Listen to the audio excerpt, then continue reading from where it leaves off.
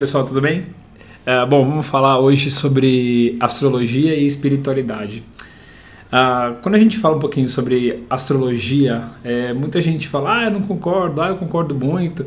E é muito comum a gente ver gente falando assim, eu sou de Gêmeos, eu não confio em tal pessoa, eu não confio em pessoa de Escorpião, eu sou de Leão, né? Você sabe por que eu fiz isso. E acaba até se apoiando um pouquinho nisso. E muita gente se pergunta, astrologia tem a ver com a personalidade? O que isso pode acontecer? Um pode conversar com o outro ou não? Primeira coisa que a gente tem que falar, quando a gente fala sobre astrologia ou espiritualidade ou qualquer outro tipo de estudo que é feito, é que hoje tem muita coisa que está banalizada e é importantíssimo a gente levar isso em consideração, tá?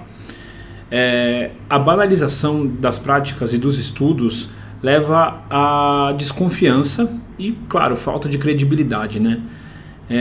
Então, quando a gente começa a se aprofundar num assunto, a gente acaba entendendo um pouco mais e consegue fazer algumas correlações, alguns comparativos, né?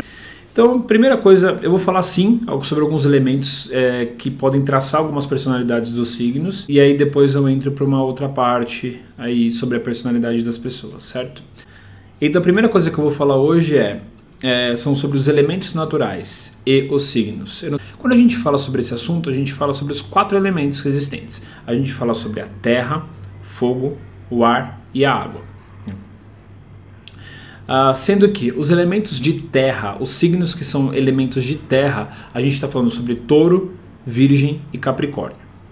Quando a gente fala sobre signos de fogo, a gente fala sobre leão, áries e sagitário. Depois a gente tem os signos de ar, que é Gêmeos, Libra e Aquário. Sim, por incrível que pareça, Aquário é um signo de ar. E aí a gente entra nos signos de água, que a gente tem Câncer, Escorpião e Peixes. E aí eu não vou falar agora por signo, eu vou falar sobre grupo, né, sobre elemento. Então o primeiro elemento que eu vou falar hoje é o elemento terra. Então o touro, virgem e capricórnio. Ele tem bastante interesse, são signos que têm bastante interesse em meios materiais. Lembre-se que isso são tendências, não é a realidade do signo. Não necessariamente porque você é um desses signos é que você vai ser assim. É uma tendência, tá? Então, touro, virgem e capricórnio, eles são mais ligados a tudo que é material, as materialidades. Eles são responsáveis em coisas terrenas e coisas palpáveis. Então, sempre como você ouve falar que a gente de touro gosta de jantar num lugar bom, bom, todo mundo gosta. Mas touro ele se liga um pouco mais nas coisas físicas, coisas materiais. E aí a gente entra no próximo grupo, que é o grupo de fogo. Quando a gente fala de grupo de fogo, a gente fala sobre leão, áries e sagitário. Então a gente fala, o que é o fogo? O que o fogo representa? O fogo representa o entusiasmo, o fogo é o combustível que torna as coisas possíveis. Então a gente está falando aí sobre ideias, a gente está falando sobre entusiasmo e energia. E aí a gente entra no grupo de ar. Então a gente está falando de Gêmeos, Libra e Aquário. Gêmeos, Libra e Aquário, eles vão transitar sobre uma forma de conexão. São signos que gostam de se conectar, gostam de informação e comunicação. Então são signos que fazem as coisas se movimentarem, são signos fluidos. Eles tornam as coisas fluidas. E aí a gente entra também no grupo de água. No grupo de água a gente está falando de Câncer, Escorpião e Peixes. Quando a gente fala de signo de água, significa que são signos relacionados à água. Gente, tudo isso aí tem na internet de montão. Eu estou dando só uma passada porque eu quero chegar num outro ponto aqui mais para frente, tá? Os signos relacionados à água, eles são signos que a gente pode falar que gostam muito do mistério, né? Tudo que é misterioso, tudo que é emocional. Geralmente falam muito, né? Câncer é muito família, que é muito emocional. E esses signos mexem muito também sobre o subconsciente, trabalha com o invisível. Dando continuidade, eu vou falar um pouco sobre agora as qualidades. Eu não sei se você conhece sobre as qualidades dos signos, que são separados em 3 grupos. Então, quando a gente fala das qualidades, eu estou falando do primeiro grupo. Estou falando dos cardinais. Os cardinais são Libra, Câncer, Capricórnio e Áries. Qual que é a principal característica dos cardinais? A principal característica é a explosão inicial. Eu não digo explosão de temperamento, tá? Eu digo realmente de fazer as coisas.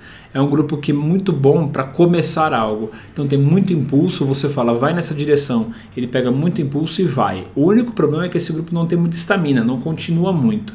Então esse grupo de signos, eles são ótimos para iniciar alguma coisa, para dar um novo movimento.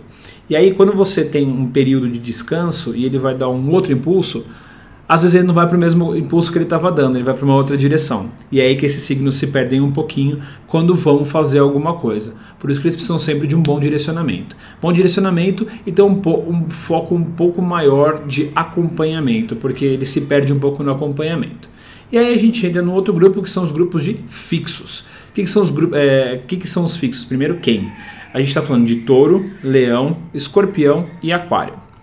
Bom, esse grupo eles têm bastante, é diferente dos cardinais. Esse grupo tem tem uma grande força de continuidade, mas não tem uma grande força de iniciativa.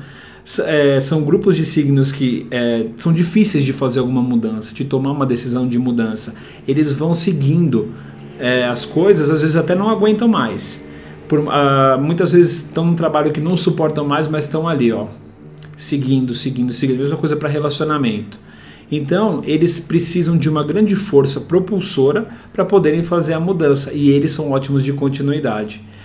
Você viu a diferença entre os cardinais e o fixo é esse. Justamente, os cardinais têm uma grande força propulsora, não tem muita estamina. Esse grupo tem muita estamina, mas não tem a grande força propulsora. Como eles também não são muito de mudar muito rápido, você tem que convencer ele a mudar, eles podem se tornar um pouco teimosos. Então, geralmente, esses signos são associados a muita teimosia, né? Não necessariamente teimosos, mas são signos que realmente são difíceis de mudar a mente. E por último, a gente entra no grupo dos mutáveis. O que são os mutáveis? A gente fala de Gêmeos, Peixe, Sagitário e Virgem. Quando a gente fala disso, são grupos sensíveis às mudanças exteriores. Ou seja, um grupo que tem um alto grau de adaptabilidade. São signos um pouco mais fluidos, eles conseguem convencer os outros dois, um a continuar e o outro a parar, né? Eles conseguem pegar os grupos cardinais, eles são bons com palavras, são bons em movimento, né? São grupos que a gente fala até grupo de bons comunicadores, são pessoas que conseguem fluir muito bem daqui e dali.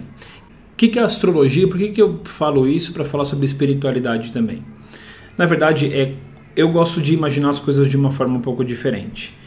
A astrologia, ela pode ser usada como uma bússola para o autoconhecimento. Não ela é a chave do autoconhecimento, ela é uma bússola. Ela mostra o caminho. Porque os planetas eles estão sempre em movimento, eles estão sempre se movimentando. E o que mostra é que nada é permanente. A gente está trabalhando num monte de coisa sempre em constante movimento. Assim como você e suas características não devem ser também consideradas como uma coisa fixa, como uma coisa que é imutável, né? A gente é impermanente. Então a gente fala, duvido que tal pessoa mude. Sim, a pessoa pode mudar, as coisas podem mudar, desde que a pessoa queira. Assim como tudo na natureza está mudando, assim como tudo fora da natureza aqui da Terra está mudando. As coisas estão sempre em constante mutação, os planetas estão sempre em constante rotação, cada um na sua velocidade, cada um na sua verdade e cada um fazendo a sua influência assim, né? E quando a gente fala sobre essa bússola, eu vou dar um exemplo, o mapa natal. Tem muita gente que faz mapa astral para ver como é que tá, né? Como vai ser daqui para frente. Mas eu acho importantíssimo a gente também fazer um mapa natal. Mapa natal nada mais é que uma foto do céu no momento que você nasceu, que vai falar qual era a posição dos planetas e como é que você se relaciona com cada âmbito da sua vida. Como você nascendo naquela hora, naquele dia, naquele momento, como é que os astros também refletem em você e você se reflete nas outras pessoas. Tem muita gente que acha muita resposta no mapa natal. E isso é que é importante, é você buscar. Por isso que a astrologia tem sim a ver com a espiritualidade. Quando você busca um tipo de autoconhecimento para você poder melhorar alguma coisa que você não gosta em você, ou realmente para poder entender um pouco o seu passado, não importa a ferramenta, o importante é buscar. Essa é que é a chave. E a chave para você ter essa mudança que você tanto deseja na sua vida é o autoconhecimento. Então, desde que seja através de um mapa natal, porque no mapa natal você vai conseguir ver quais são suas fraquezas, quais são suas qualidades. Quando você entende que você está em constante movimento e que as coisas podem mudar, você começa a entrar num processo de libertação. Às vezes, o que faz a gente sentir medo ou cria pânico, o que cria, às vezes, muita tristeza dentro da gente, é a gente imaginar que a gente não tem saída. E quando a gente mostra que tudo é impermanente, a gente tem um processo de libertação interna, libertação das nossas crenças. Então até nossas crenças podem mudar, por que não? Né? Tudo é mutável. E aí você começa a se libertar. Você pode utilizar a astrologia como um guia, como um GPS para você poder entender qual é o caminho que você pode tomar, quais são as coisas favoráveis, quais são as coisas, mas não pode ser radical. A astrologia ela vai falar quais são as tendências e influências, mas não ser o rumo certo e final da sua vida. Tem gente que usa para isso, também não tão errado. Depende de como você quiser falar.